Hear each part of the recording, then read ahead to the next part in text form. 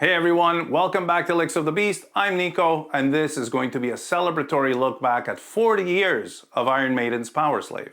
Now for me, the importance and the awesomeness of this album can't be overstated, so please excuse any occasional hyperbole I might use in this video. Now, truthfully, however, I consider it to be a heavy metal masterpiece and a benchmark by which countless bands' future albums would be judged for decades to come. Powerslave was Iron Maiden's 5th album in 5 years. And while I consider Peace of Mind to be the album where the Maiden sound really came together cohesively, I believe this one is leaps and bounds beyond even that. Now, I wouldn't necessarily call it a perfect album, but they did manage to get all of the elements just right. The overall sound and tone, the pace, the intensity of the performances, the guitar work, the vocal harmonies, the lyrics and subject matter, the artwork and imagery which would come to life on one of the most iconic stages of all time, and most importantly, the songs themselves. 4 of the album's 8 songs are absolutely legendary, and among the most celebrated pieces of music of their career. Aces High, 2 Minutes to Midnight, Powerslave, and Rime of the Ancient Mariner. Any heavy metal artist would sell their soul to have these 4 songs in their catalog. But to have them all on the same album is just absolutely incredible. So let's talk a bit about each one of those 8 songs and what it is about them that makes them so special. Starting with the massively iconic Aces High. This song is arguably their most highly acclaimed opener and one that always gets the audience's collective hearts pumping, especially with the inclusion of the wonderful excerpt from Churchill's powerful "We shall fight on the beaches" speech. We shall fight in the fields and in the streets. We shall fight in the hills. We shall never surrender. This song has all of the elements that make a heavy metal opener great. A powerful cinematic introduction, a fast and driving tempo, guitar harmonies, chord riffs, single note staccato riffs, a very singable chorus with operatic vocal harmonies, 2 very memorable guitar solos, first Dave and then Adrian, each with their own very recognizable opening and closing licks, and a huge finale with that heroic guitar harmony enhanced by Steve Harris's trademark closing bass fills. Not only are all the elements there, but the quality and memorability of each one is just astounding. It also happens to have one of the most amazing choruses in all of heavy metal.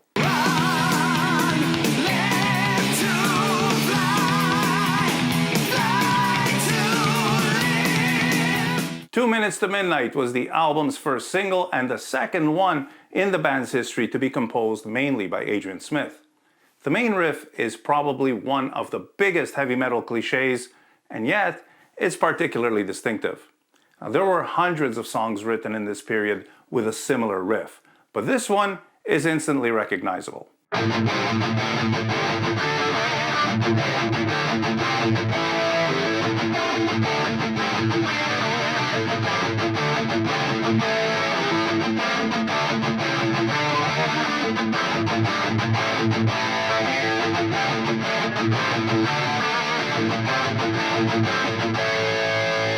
There are a few reasons for why this riff stands out particularly, and they all have to do with the subtleties of Adrian and Steve Harris's unique writing and playing style. Now, this is a heavy song with some pretty bleak lyrics, yet the vocal melodies are catchy enough to make it the album's lead single. Bruce's phenomenal performance, particularly on the verses and in the outro, is so intense that you could really feel the immense power of his voice. The arrangement is also very clever, with the pre-choruses at halftime feel, the variations of the riff in between the verses, and the way Adrian Smith and Dave Murray's slightly different parts complement one another so beautifully to achieve an overall guitar sound that is rich and full. They also each have their own guitar solos. Once again, first Dave and then Adrian, and they're both so perfect in the way they blend feel, speed, and melody. The entire instrumental section is really like a song within the song, and the way the band plays with dynamics, especially in the breakdown before returning to the main riff, is truly brilliant.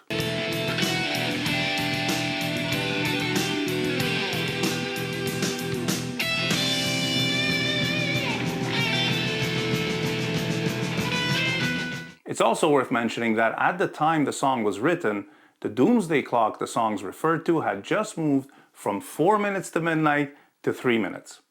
Now in 1991, it had optimistically moved back up to 7, but it's currently at 90 seconds to midnight. So 40 years later, this song is more relevant than ever. Lost for Words was the last of Iron Maiden's few instrumental pieces, which I think is too bad because I've always enjoyed their instrumentals. Okay, but who counts like that? Nickel's count-ins are just the best. So this one has a powerful driving riff,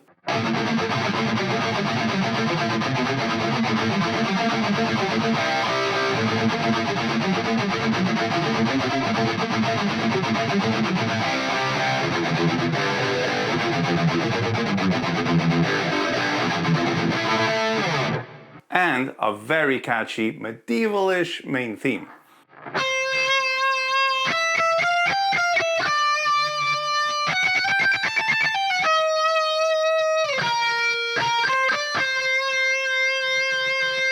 Both parts sound really triumphant and majestic, and that's mostly due to the use of the Dorian and Lydian modes. So Dorian sounds uplifting, but not quite happy like a major scale, and that's what makes the main riff sound so majestic. Now the main theme, on the other hand, is based on the C Lydian mode, which is like a major scale, but with a raised fourth, which gives the uplifting major feel a sense of mystery. So for example, the main theme of The Simpsons is based on this mode. Now, if you'll allow me 20 seconds to nerd out musically here, I want to point out that the key change from the riff in A Dorian to the melodic theme in C Lydian is exactly like going from A minor to its relative C major, only the F note is sharp throughout.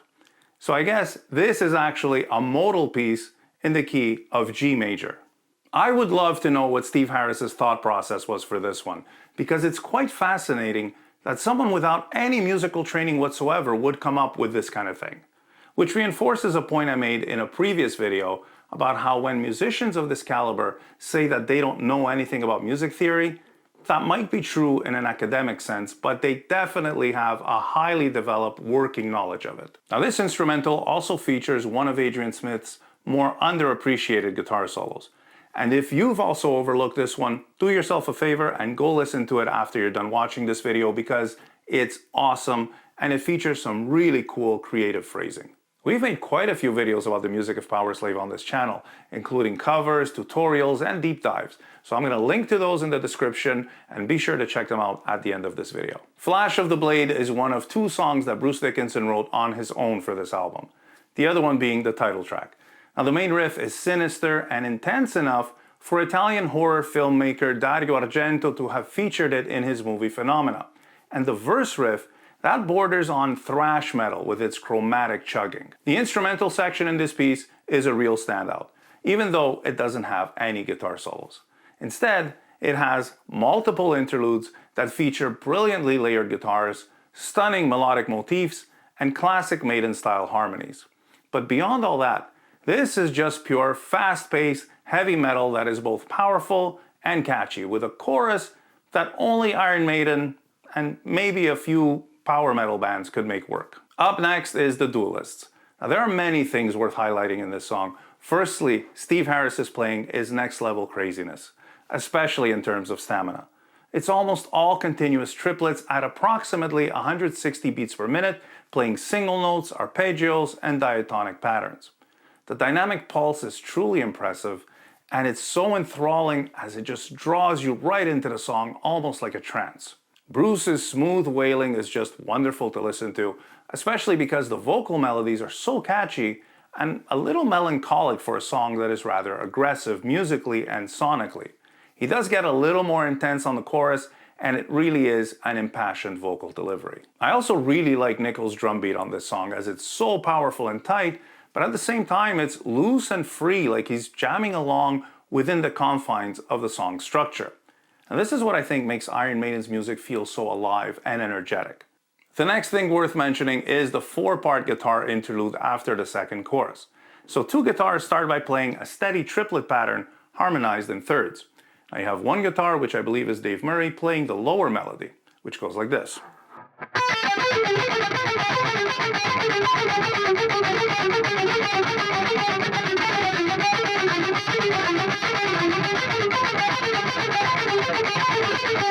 and the other one, which would be Adrian, is playing the higher melody.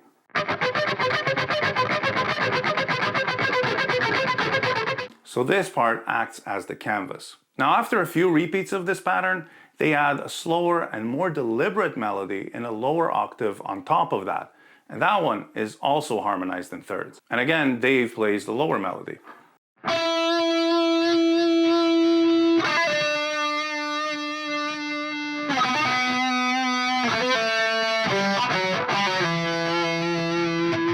And Adrian plays the higher melody up here.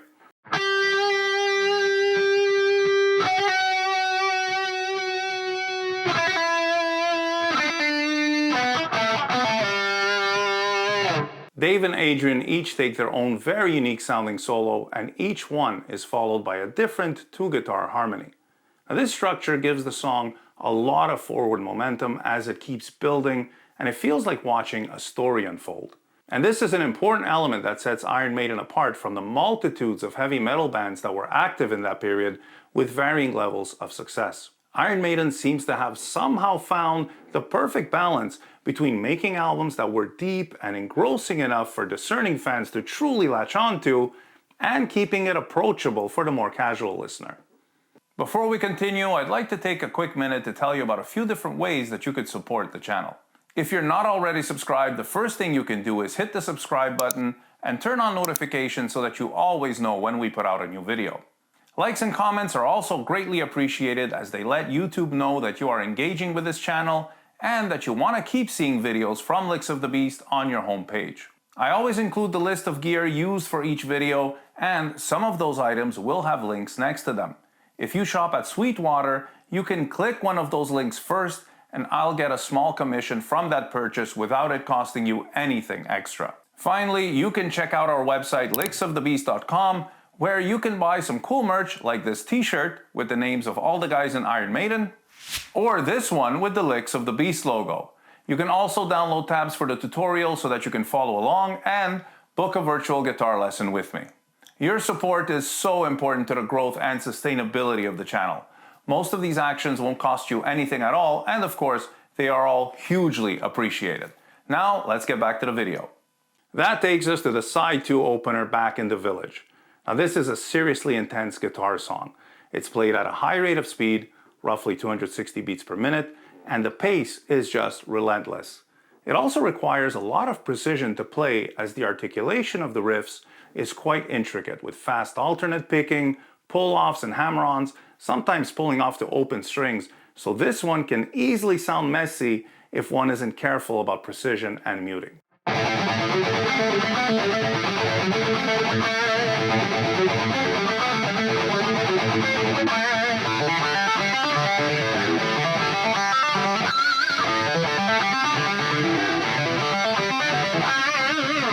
Adrian Smith has said many times that he's a huge fan of Michael Schenker's playing, and you could hear it in a very obvious way on that riff, as it was very likely inspired by the riff to Michael Schenker Group's Captain Nemo, which goes something like this.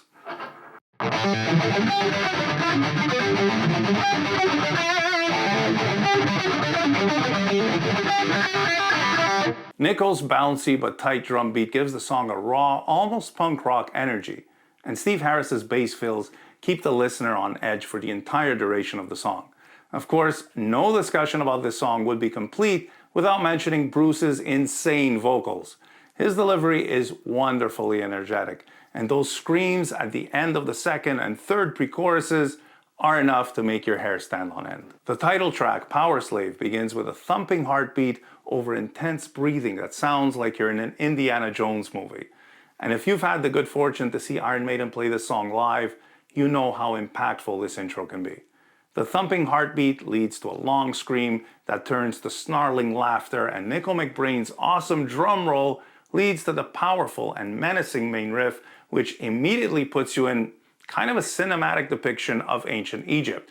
Pyramids, pharaohs, gods, ancient curses, everything. Many heavy metal bands have written and recorded songs about ancient Egypt, including the master of heavy metal himself, Ronnie James Dio. However, none of those songs transport me into that world the same way that Powerslave does. One reason for this is the gallop rhythm, which is a powerful, insistent rhythmic motif that sounds like a landscape being slowly revealed or unveiled.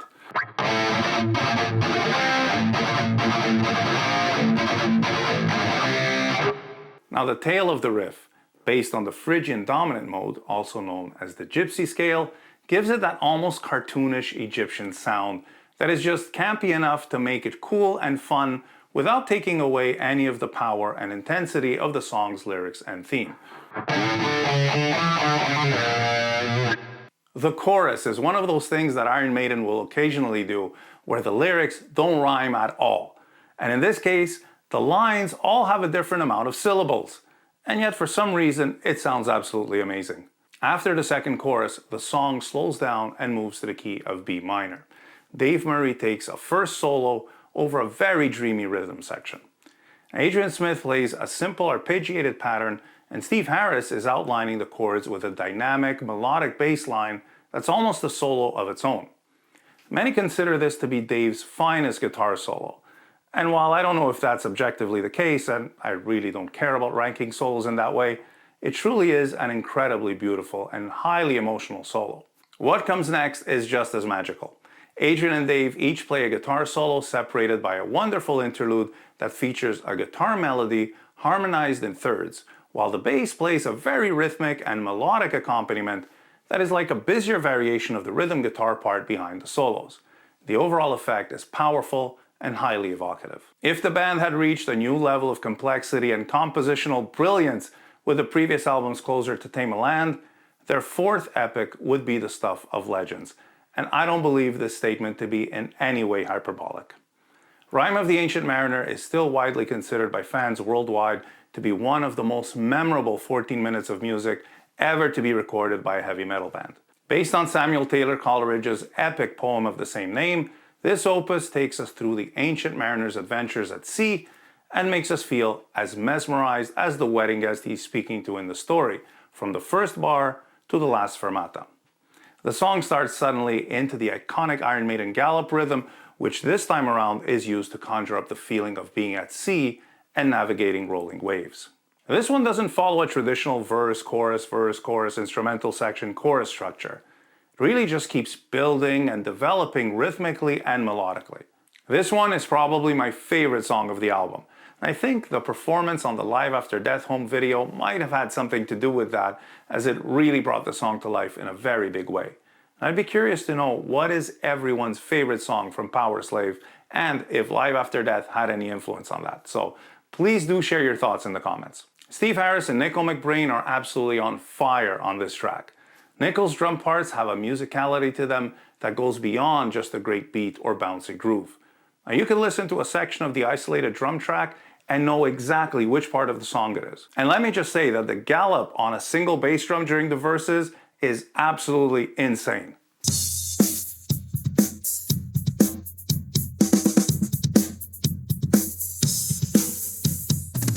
Steve's bass lines add an entirely different layer to the music. For example, during the bridge before the slow part, when Bruce sings "See, onward she comes, onward she nears out of the sun," Dave plays the C and A root notes as steady muted eighth note triplets.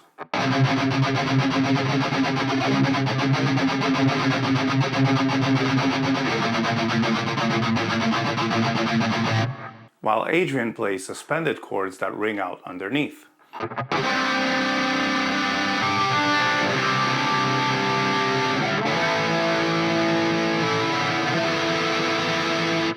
So in this case, it's up to the rhythm section to make that part interesting enough to adequately support the vocal melody. And to that end, Nickel plays a dynamic, bouncy drum beat with some pretty intense, almost free-form bass drumming, while Steve plays this cool pattern outlining the C and A chords. And because there's no way that my finger picking is good enough to do this yet, I'm gonna do this with a pick.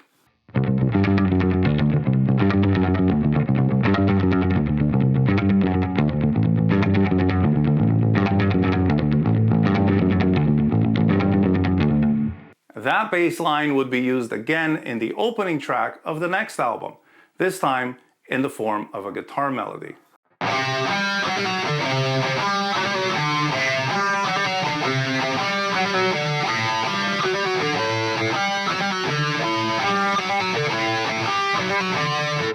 I also want to mention the haunting, dreamy sequence that truly captures the desolation of being lost at sea, surrounded by lifeless bodies on a ship with nowhere to go. Now, this is a real musical tapestry, with Steve's bass playing arpeggiated chords, Dave highlighting those chords with shimmering arpeggiated triad voicings, and Adrian playing a slow, haunting melody using volume swells.